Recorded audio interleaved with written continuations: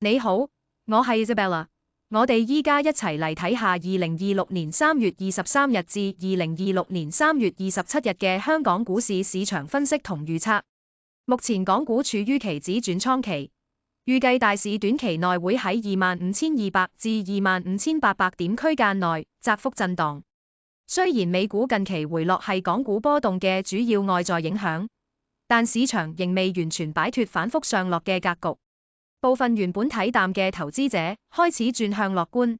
認為喺地緣衝突環境之下，中國有機會漁翁得利。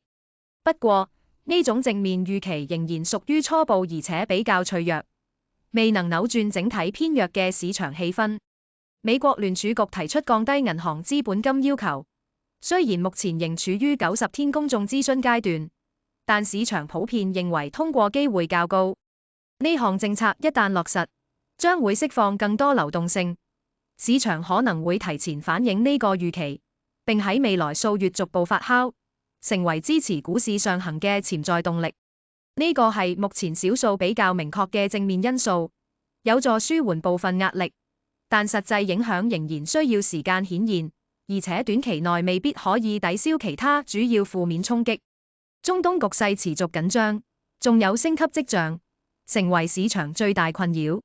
美國同伊朗嘅衝突未見結束跡象，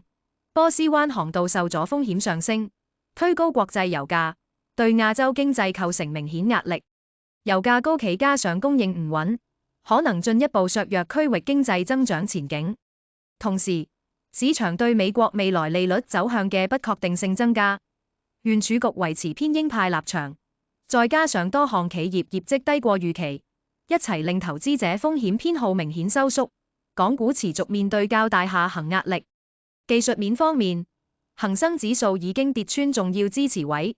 包括26,200點嘅頭肩頂頸線同10天線，並呈現大型雙頂形態，反映整體趨勢偏弱。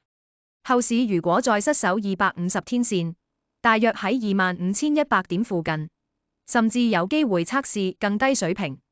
例如23,800點。雖然指數曾經跌到24,900附近，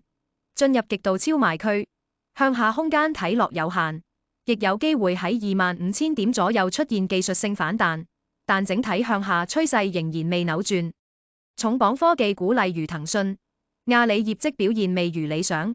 加上全球風險胃納收縮，沽壓持續增加，短期內難言樂觀，市場情緒仍然受到多項不明朗因素主導。